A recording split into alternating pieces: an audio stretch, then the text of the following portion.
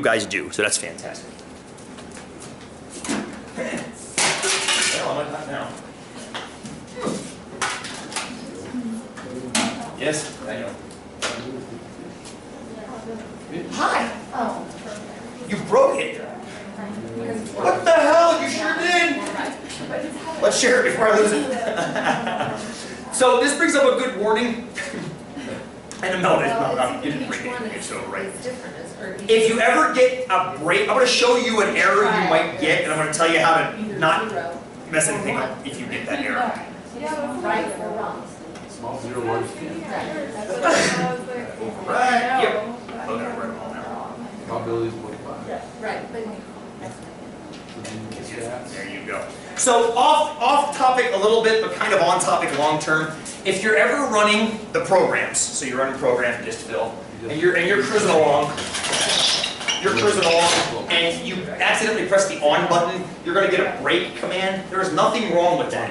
All that means is in the line of code, there's been a break in where it is. Don't press go to. If you do that, it's going to take you right into the code of the program, and then you're going to panic. And you start pressing buttons, and one of the buttons you're always going to press is clear. And then you start taking lines out of the code. So just if that happens, just hit quit and start again. And that I should have told you that yesterday. I should have told you that yesterday. So, what is careful? What should our random variable be defined as? What should x be? The number of right guesses. The number of right guesses. I love that. So out of 10, the number of right guesses. You see how this is the chickens? It's the number of female birds. But now it's the number of right guesses. Fair enough? Beautiful. Number of right guesses. So we're going to go 0 to 10, obviously, because he can get it right all the time, none of the time at all, or anywhere in between. Does it matter if it's going to be 0.5 anyway? No, it does not actually. Natasha's, this is actually very, very important. If it's going to be 0.5 probability, it doesn't matter if you define it as right or wrong, it's going to be symmetric. It does matter when they're not the same, because then, with the chickens, you'd have to go flip the screen over at the symmetric curve. Yeah, very good for you, very good point. But you should always define your variable anyway. Just as good practice, tell people what variable it's standing for. In this case, it's the number of times he gets it right. All right, binomial 0.5, boom, there it is, it says it's done. Believe it or not, in your project you just turned in, you answered a small, tiny piece of this distribution. One of the questions was, if you flip 10 coins, what's the probability you get half of them heads? Somewhere in there, it was an example. It wasn't one you turned in, it was an example. That's part of this distribution. Think about it. 10 coins, half heads. That would be Max getting the shoes on his feet correctly half the time. The number of ways he could do that. He might get them all right at the beginning, all right at the end, alternate. There's all kinds of ways to do it. Did you guys go to dist draw or just go to the list? Dist draw. Dist draw? Okay, you like that. I like it too. Look at that shape. Coincidence? I think not. More than on Tuesday. More than on Tuesday. Sorry, Bill. Well, more than on Tuesday as to why that looks like a perfect Daniel. How do you get to that? Dist draw. Go back to program. See dist draw right above dist fill? Select that, hit enter twice. Boom, should get it. Now what's beautiful about this is, Carolyn, go, please. You do this draw after you do the one You bar have to. Well, you can. You absolutely can. It's still the same information. It totally it's coming off is. of, okay. Yeah, because that was the next question is, on average, how many times should he get his shoes on the correct feet? On average, how many times? Half the time, so give me a number? 5, right? Now, I don't particularly care in general of giving you guys formulas, but you guys have been using this one the entire time anyway, so what the hell, why not? Like, let's zoom it out. That is a really quick, and this only works for the binomial. If you want the average for a binomial, all you have to do is take your number of trials times the probability of success, and that tells you on average what you're going to get. So n was 10. He tried 10 times. He only gets it right half the time. That gives you 5 successes. It only works for the binomial. FYI, this is what Nathan used. He did it a little bit invertedly, very nicely. He divided mu by p to get n. Slick. But this is, you guys have been using this all day without even realizing it. So in case you're formula driven, which in case you are, I apologize for the past 8 weeks. I've been exclusively not giving you formulas for the past 8 weeks, which I know drives formula driven math students crazy. But you've learned beautifully in spite of that fact. But here's one since we've been using it over and over again. Average, n times p, 10 times 0.5, and there it is. How likely is it? How likely is it that he gets it right half the time? About 20 seconds. 25% of the time, ish. A little bit below, right? 346, right? A little bit below. Pretty rad, huh? Pretty rad. Now, that's the average, of course, yeah? That's the average. That's a bell curve, isn't it? I like it when I get bell curves. Why do we like it when we get bell curves? It's easy to find your average. You gotta find, the average pops out, and what else can you do? Hey, let me ask you a better question, better question. Would you guys think it would be weird if he got his shoes on the correct feet 4 times out of 10? Which is below average, yes? That's below average. My kid's below average. I have to fix that. Or not. Austin right away said no, why? Because it's basically 20% likely to happen. Is that within the realm of possibility? Of course it is. Totally within the realm of possibility, yeah? How about if can I now claim my kid is above average at the age of 2.5 because he got his shoes on his feet above average, 6 out of 10? I mean, you can claim that, but it happens pretty commonly by chance. Remember, this is him guessing. So if he guesses and gets his shoes on the correct feet 6 times out of 10, you're not allowed to brag. Because it's going to happen 1 in 5 times anyway, even if the kid has no idea what the hell he's doing flipping a coin. Fair? So that none of this is unusual. Not unusual, not unusual, not unusual.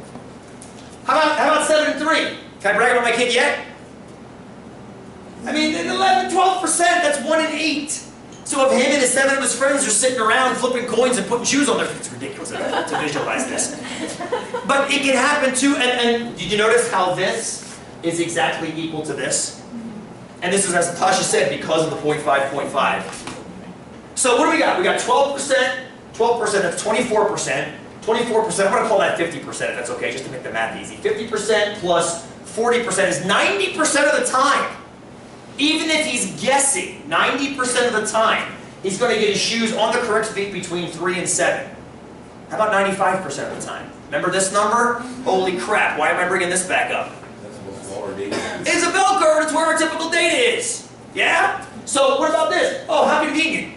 4%, another 4%. If I add all these up, that's pretty damn close to 95%, isn't it? It's a little bit over, I think. It's a little too big, but it's pretty damn close. So let's think about a corollary to that. If that's pretty damn close, what should we be within if we're around 95% between here and here? What should we be within if that's a bell curve? 2. Ho! 2 standard deviations. Real quick, run 1 bar stats. We'll come back to this. Run 1 bar stats. Don't forget L1, L2. Oh, sweet Jesus. You'll get the right average. You just won't get the right anything else. Standard deviation is about 1.6. Those of you that are masochistic enough to want a formula for that, I'm one of those, just FYI. If you want a standard deviation formula for the binomial, it's going to come up here in a second. Your choice if you ever want to use it. Most students never do. They simply use the program, they run 1 bar stats. I found this absolutely stunningly gorgeous when I first learned about it. And I asked my prof, I'm like, Prof, Vince Larissa, Vince, how the hell can something as goofy as a standard deviation calculation, remember that for Bert and Ernie? This minus this squared, this minus this squared, this minus this squared, squared. Add it all up. Divide by n minus, well, n. Divide by n, square root. How can all of that nastiness collapse down to this? To which I heard the response, well, it's a mystery. Actually, I didn't, Vince. You know you didn't say that. He said it just works out mathematically. That didn't satisfy me. If you're interested in knowing why it works, on the enrichment page of your website is a treasure trove of mathematical proofs I've done for you. Mostly to satisfy my own curiosity, but they're there for you too. It's 3 pages of algebra. It was awesome. No, Sarah, you said, oh, I said, oh. Yes, it was fantastic. When I got to the end and it all collapsed down to that, I'm like, are you freaking kidding me? And then I'm like, well, listen, I know now why it works. You'll very rarely hear me be okay with, well, it's a mystery, George Carlin. Well, but there's a reason this collapses, and it only collapses in the binomial, which is what makes it kind of satisfying. So you can do it. 10 times 0.5 times 0.5. These two are the two complementary probabilities, success and failure. I put that little footnote down here. You'll have this. Q is the chance of failure. So this is getting the shoes correct, that's getting the shoes wrong. 10 times, well, 10 divided by 4, essentially, right? 10 divided by 4 is 2.5. Square root of 2.5 is the 1.6 that you guys just got right there. How many of you are going to use one of our stats instead? Of course you are. Of course you are. I would too. I mean, honestly, if I had this around back in the day, I would have done it too. So, we now know that 2 of those out from 5. Oh, can I call this 1.5 to make the math easy? 1.5 times 2 is 3. 3 up from 5 is 8. 3 down from 5 is 2. So between 2 and 8, that's what we said. When we look at the picture, that's about 95%. It's a little bit further than that, but that's close enough for government work. So the question then becomes is, was Max guessing? Well, here was the results. I watched him 10 times. Guess how many times he got the shoes on the correct feet? 5. Once. Oh, Once. you do it on purpose. Theory number 2. The first theory, the null hypothesis, 244, null hypothesis, is that he was guessing. He was guessing. If he was guessing, he should have averaged how many times? 5. Plus or minus 2 standard deviations, he should have gotten between 2 and 8, right? If you got 2 standard deviations, right? 3 down, 3 up, 3, so between 2 and 8. So if he were truly guessing, 95% of the time I should have seen between 2 and 8. What did I see? 1. What do you think? I think Thought that was the right way. You think you maybe liked the way it felt on his feet? Maybe he thought duck feet, there was a lot of ducks in the pond that summer. Maybe he thought that the little yellow feet, the large feet, you could be like the ducks. What if you only noticed when they were on their own feet? Good. John, let's go with that. What if I only watched him? Well, one time it was on the correct feet. 1 time out of 10 there was on. What if the other ones were all outlier draws? My selection was pseudo-random. I told myself 10. And then I tried to clump it as randomly as I could through the summer. If that were true, give me a probability if he was actually getting it correct. Make up a number. Make up a number. 4. A percentage. 4%? 40. Oh, 40%. So 40% correctness or 40% wrongness? Let's call it 40% wrongness. Because obviously you're implying that he's doing it more than 50%. So let's make it better. Let's make it 75% of the time.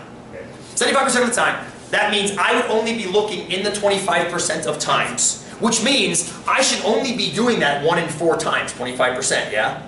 But I'd be doing it every single time except for 1. That would be 0.25 to the 9th power times 0.75.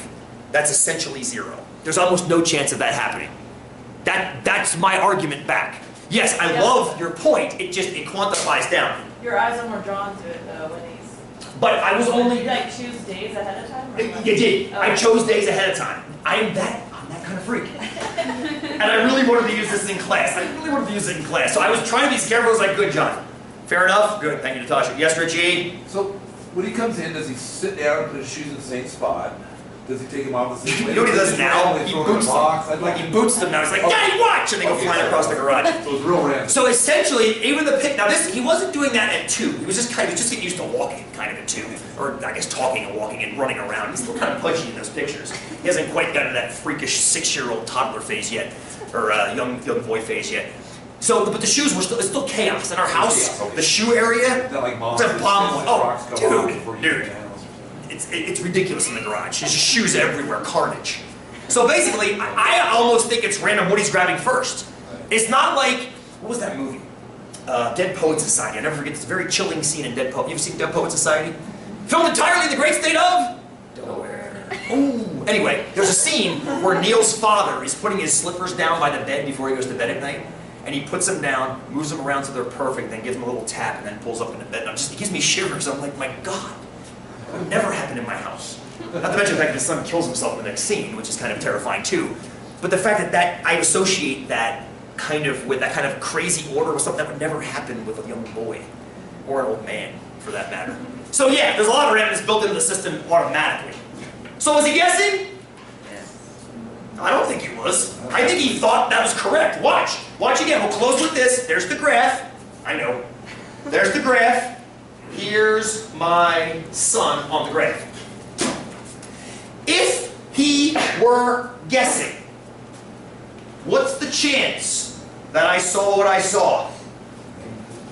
Less than 1%. Less, say that again, Carolyn, nice and loud. Less than 1%. Less than 1%, which means it was an Outlier. outlier, which means it probably belongs somewhere else besides this guessing curve. I would think the same thing if I saw him have the shoes on the feet correct 9 times out of 10. He's not guessing, he's getting it right. And at some point between that summer and the next summer, the shoes magically started going on the correct feet. Why? Hell if I know! I don't know. Maybe his feet got too big for the Crocs to feel comfortable that way anymore. Maybe he realized how dumb it looked. Love you, buddy. he's gonna find his 18 years and hate me. His friend is disappointed. Exactly. Why did you use me class every day? God! All of Ben High knows. So the point is, if you come up with a hypothesis, you can actually test it numerically. So John, thank you for proving the point too. And Danielle with the run of the girls, thank you for that. It's all perfect. I mean, it all ties back to this. We'll find out. So we'll find out in about 6 months, 244. Be good. It'll be good. All right. So we'll bling this. We'll bling this, yo, next time. We'll bring in more of these bell curves next time, because that bell curve is not going away anytime soon. And I will change my batteries before I lose this. So you got 2 quizzes on the binomial for next week if you want to. It might be. Well, that makes me happy. That makes me too. I'm hoping my phone shows back up.